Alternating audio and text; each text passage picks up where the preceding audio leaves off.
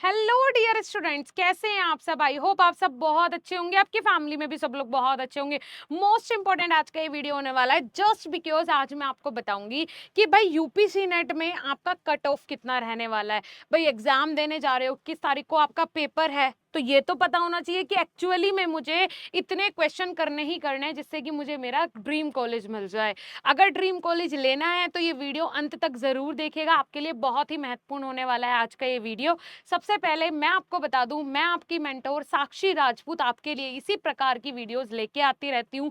चाहे AIIMS BSc nursing हो, चाहे यूपीसी नेट बीएससी नर्सिंग हो, या फिर बीएससी नर्सिंग से रिलेटेड कोई भी छोटा बड़ा अपडेट हो, कोई भी जानकारी हो, करियर रिलेटेड गाइडेंस हो, कैसे आप फॉरेन में जाके जॉब कर सकते हैं, कैसे आप अपना करियर बना सकते हैं, बीएससी नर्सिंग करने के बाद आप क्या क्या कर सकते हैं, ईच एंड एवरीथिंग के बारे में मैं आपको गाइड करती हूँ अपने इसी चैनल पे। तो चैनल को सब्सक्राइब कर लीजिएगा, वीडियो को लाइक करके शेयर जरूर कर दीजिएगा। चलिए फिर हम शुरू करते हैं और बात कर लेते हैं कि यूपीसी नेट 2025 का कट ऑफ क्या रहने वाला है। तो इसमें काफी सारी चीजें हैं। यहाँ देखिए, गवर्नमेंट, सबसे पहले ये जान लीजिए कि गवर्नमेंट कॉलेज आपको कैसे मिलने वाला है।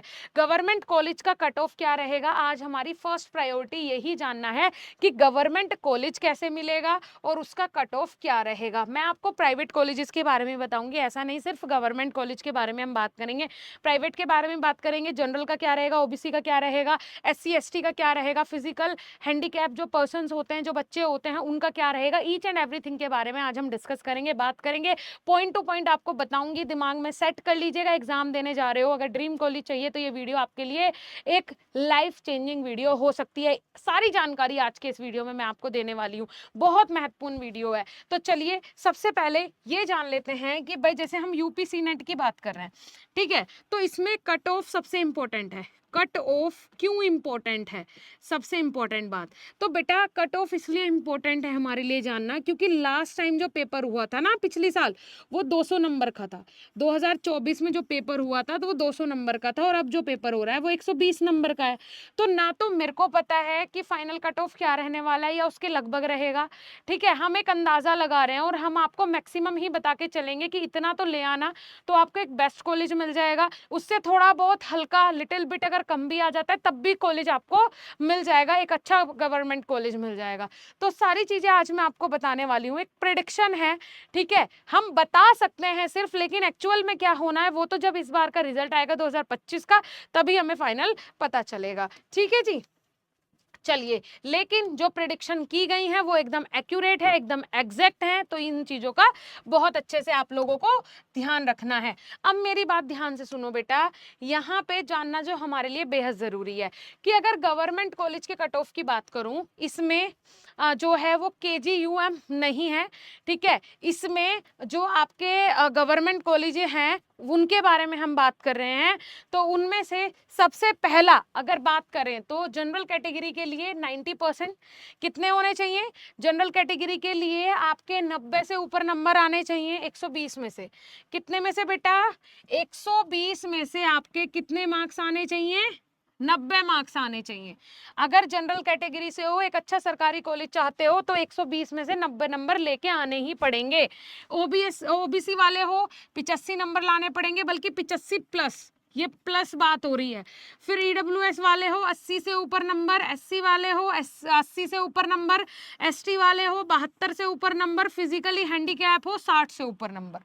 ठीक है जी, तो ये मार्क्स आपको लाने पड़ेंगे इफ अगर आपने गवर्नमेंट कॉलेज की रिक्वायरमेंट है। अगर आप चाहते हो कि आपको एक सरकारी कॉलेज मिले, अच्छा सरकारी कॉलेज मिले, तो उसके लिए कम से कम इतने मार्क्स आपको लेके आने पड़ेंगे। अब आप देख लो आप किस कैटेगरी से हो, किस कैटेगरी में आप आते हो, कौन सी कैटेगरी से आप बिलोंग करते हो, उसके अकॉर्डिंग आप अपना जो टारगेट है वो सेट कर लो कि मेरे को इतने क्वेश्चंस तो सही करके ही आने हैं भैया, नहीं तो नहीं मिलने वाला ड्रीम कॉलेज। ठीक है जी, अब वही बात जो मैंने आपको पहले ही बता दी कि भाई पिछली बार जो पेपर था वो 200 नंबर का था, ठीक है, और कट ऑफ गया था 155 पे। पिछली बार जो पेपर था 200 नंबर का था, कट ऑफ गया था 155 पे। अब क्या है, हम अंदाजा लगा रहे हैं कि अगर पेपर है 120 का, 120 नंबर का, तो लगभग कट ऑफ जो जाएगा वो 90 नंबर पे जाना चाहिए। हो सकता है 87 पे चला जाए, हो सकता है 86 पे चला जाए, लेकिन एक एस्टीमेट हम लेके चल रहे हैं 90 नंबर का, वो जरूरी है, एस्टीमेट लेके चलना बेहद जरूरी है। अब एक पॉइंट जो स्टूडेंट्स अपने दिमाग में घर करके बैठे हैं कि भाई अगर हमारे 12th में 60% आए हैं या 70% आए हैं तो हम ये पेपर जो है वो नहीं कर पाएंगे। लेकिन मैं आपको बोलती हूँ कि अगर आपके 60% 70% आए ना तो आप ये पेपर बहुत आसानी से कर लोगे, कोई प्रॉब्लम वाली बात है नहीं। ठीक है, अगर आपके 60% 70% आए हैं आप आसानी से कर लोगे। अब मेरी बात ध्यान से सुनना बेटा, मैं आपको कुछ चीजें बहुत अच्छे से समझाने वाली हूँ, तो उन चीजों को ध्यान से सुनना। देखो, जिन बच्चों के 90% आए हैं, 1 सेकेंड, कुछ गलत हो गया शायद, हाँ देखो, जिन बच्चों के 90% आए हैं बेटा 12th में, ठीक है, उनको भी एमसीक्यूज देने का आइडिया नहीं है। ठीक है तो नहीं बेटा, ये थ्योरेटिकल नहीं है कि आपके सामने क्वेश्चन है और आपको आंसर करना है, ऐसा तो नहीं है। यहाँ एमसीक्यूज में क्या होता है कि यहाँ आपके सामने क्वेश्चन भी है और आपके सामने आंसर भी है, सिर्फ आपको क्या करना है, पहचानना है। सिर्फ आपको क्या करना है बेटा, एनालाइज करना है, एनालाइज करना है सिर्फ कि आंसर कौन सा है, आंसर को पहचानना है। आपके सामने यहाँ क्वेश्चन भी होगा, आंसर भी होगा, तो यहाँ अपने आप को 90% वाले से कंपेयर मत करो। यहाँ आप खुद एक ब्रांड हो। अगर आपके 60% भी 12th में आए थे, 70 भी आए थे, कोई दिक्कत नहीं है ना। हम यहाँ पे शुरू से शुरू करके और अपना 100% देंगे, अपना हम 100% देंगे। उस 12th के रिजल्ट को अपना डिमोटिवेशन मत बनाओ, उसको खुद को डिमोटिवेट मत करने दो। हमें मतलब नहीं है 12th में क्या रिजल्ट था, हमें मतलब है सीनेट में हम कितना स्कोर कर पा रहे हैं। हमें कॉलेज उसके हिसाब से मिलेगा, 12th के मार्क्स के हिसाब से नहीं मिलेगा। क्लियर हो गया जी? चलो, ये वाला कंसेप्ट क्लियर हो गया। ये वाला कंसेप्ट ना स्टूडेंट्स के दिमाग में से निकल नहीं रहा था, दैट्स वाई मैंने ये वाला सबसे पहले आपके लिए लिया कि जो सोच रहे हैं कि मेरे 70% थे, 60% थे, कुछ तो ड्रॉप लेके बैठे हैं, तैयारी कर रहे हैं। अरे बेटा, एक साल पहले थे ना 60%, एक साल पहले थे ना 70%, इस एक साल में क्या किया? क्या एक साल में आपने तैयारी नहीं की? इस एक साल में तो आपको 40% आगे चला जाना चाहिए था, 100% वाला हो जाना चाहिए था। जब आप 60% के लिए तैयार एक साल में हो सकते हो, तो इस एक साल के पीरियड में क्या आप 30% के लिए तैयार नहीं हुए, या कि आप 40% के लिए तैयार नहीं हुए? होना चाहिए था ना, क्यों नहीं हुए? वो आपकी मिस्टेक है फिर। और अगर आप लोग डीमोटिवेशन ला रहे हो 12th के रिजल्ट को देख के, तो फिर आपकी गलती है। ठीक है, डीमोटिवेशन नहीं लाना है, 100% आप अच्छा करोगे, बहुत अच्छा करोगे। अब बात कर लेते हैं कि टॉप गवर्नमेंट कॉलेजेस है कौन से। मैम पहले तो आप हमें ये बता दो कि ये टॉप कॉलेजेस हैं कौन से कम ये तो पता चले। तो सबसे पहले आप उन्हीं के बारे में जानते हैं कि ये टॉप गवर्नमेंट कॉलेजेस हैं कौन से। तो बेटा अगर बात करें तो सबसे पहले नंबर पे आता है KGMU, जिसकी अगर हम कंपैरिजन करें, तुलना करें, तो वो सीधा एम्स से करेंगे, एम्स के बराबर इसका वेटेज है। ठीक है, SGPGI लखनऊ, RML लखनऊ, मतलब उत्तर प्रदेश के बेस्ट 3 सरकारी कॉलेज BSc नर्सिंग के, वो कहाँ है? उत्तर प्रदेश में है, राजधानी में है। उसके बाद 4th नंबर पे है UPUMS इटावा में, GIMS नोएडा में, LLRM मेरठ में, GSVM कानपुर में, MLB झांसी में, SNMC आगरा में। ठीक है जी, तो ये आपके टॉप सरकारी कॉलेजेस हैं। क्या है ये आपके टॉप सरकारी कॉलेजेस हैं जिनको आपको फर्स्ट प्रायोरिटी पे रखना है। हमेशा आपको फर्स्ट प्रायोरिटी पे इन्हें ही रखना है, राइट? अब आप बोलेंगे कि मैम टोटल सरकारी कॉलेजेस तो 23 हैं, तो आप इन 9 के पीछे क्यों पड़ी हो? बाकी 14 का क्या करें? बाकी 14 क्या अच्छे नहीं है? आप उनके बारे में क्यों नहीं बता रही हमें? तो बेटा मैं उनके बारे में भी आपको बताऊंगी, लेकिन एक होता है ना कि क्लास में 60 बच्चे हैं, राइट, लेकिन कुछ 10 बच्चे ऐसे हमने चूज कर रखे हैं कि वो अच्छे बच्चे हैं, है ना? अब उन 60 के 60 को तो अच्छा नहीं बोल सकते, ठीक है? और उन 10 में से भी टॉप 3 होंगे, कोई टॉप 1 होगा, कोई है ना, कोई टॉपर होगा। टॉपर तो हर कोई नहीं बन सकता। अच्छे हैं, मैं मानती हूं कि क्लास में 20-25 बच्चे अच्छे हैं जिन्हें हम अच्छा बोल सकते हैं, लेकिन अगर टॉप की बात करें तो फिर उसमें से कैसे निकलते हैं कि टॉपर कौन है, फिर टॉप 3 कौन है, टॉप 5 कौन है, टॉप 10 कौन है, इस तरीके से निकलते हैं। दैट्स वाई मैंने ये निकाले। दूसरी बात जो सबसे इंपॉर्टेंट पॉइंट है, वो इंपॉर्टेंट पॉइंट ये है कि ये कॉलेजेस पुराने हैं। ठीक है। जो बाकी के 14 हैं वो नए बने हुए कॉलेजेस हैं, ये सबसे पुराने कॉलेजेस हैं जिनका वेटेज ज्यादा है क्योंकि ये ओल्ड कॉलेज हैं, और वो बोलते हैं ना ओल्ड इज ऑलवेज गोल्ड, तो वही बात है। ठीक है। अब एक और बात आ जाती है कि मैम नहीं, हमें तो सटीक रीजन दो कि आप इनको क्यों बढ़िया बता रही हो।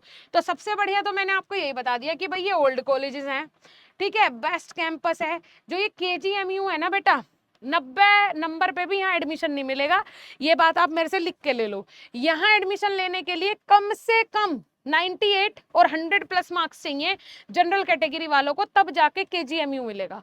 तो सोच के देखो कि कैसा कैंपस होगा। एम्स के बराबर वेटेज है इसका, एम्स से पढ़ लो या इससे पढ़ लो बराबर बात है। ठीक है। अब बात कर लेते हैं कि मैम बताओ कि यहाँ एडमिशन क्यों लेना है। हमारे को सेटिस्फेक्शन अभी तक नहीं मिला। तो बेटा इनके अंदर लैब्स है, लैब्स बाकी कॉलेजेस के अंदर भी है, इनके अंदर सुपर्ब जबरदस्त लैब्स हैं।